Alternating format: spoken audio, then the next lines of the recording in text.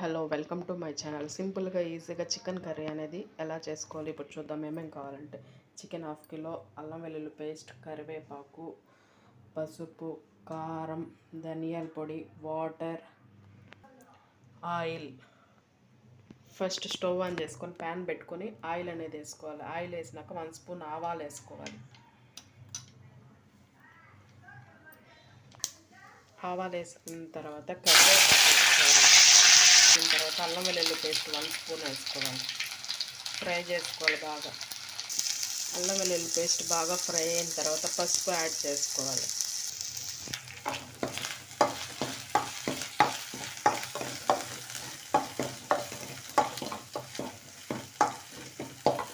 పసుపు యాడ్ చేసుకున్న తర్వాత చికెన్ అనేది యాడ్ చేయాలి.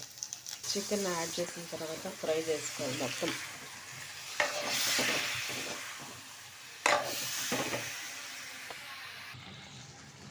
ఇలా మొత్తం కలిపిన తర్వాత రాళ్ళుప్పు అనేది వేసుకోవాలి. రాళ్ళుప్పు వేసిన తర్వాత చికెన్లో నుంచి వాటర్ అనేది బయట వస్తుంది. సిమ్లోనే పెట్టుకొని ఒక 10 మినిట్స్ ఉడికించుకోవాలి.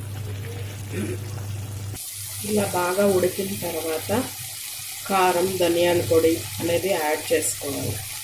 వాటర్ అన్నీ ఊరిపోయిన తర్వాత కారం 1 స్పూన్, ధనియాల పొడి 1½ స్పూన్ మొత్తం ఫ్రై చేసుకోవాలి. ఇప్పుడు వాటర్ అనేది ఒక 1/2 గ్లాస్ యాడ్ చేసుకోవాలి.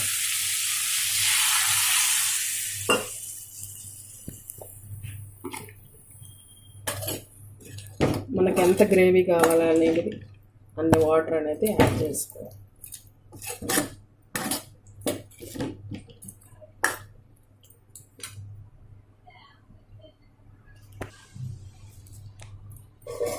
ప్లేట్ పెట్టేసి ఒక 10 మినిట్స్ ఉడికించుకోవాలి. ఇలా బాగా ఉడికిన తర్వాత ఫైనల్గా చికెన్ కర్రీ అనేది రెడీ అవుతుంది. ఫైనల్గా చికెన్ కర్రీ అనేది రెడీ అయ్యింది. ఇది ఇడ్లీలోకి, దోశలోకి, రైస్లోకి, సంగటిలోకి చాలా బాగుంటుంది. అంతే ఫ్రెండ్స్, మా వీడియో మీకు నచ్చినట్టయితే ప్లీజ్ లైక్ అండ్ సబ్స్క్రైబ్.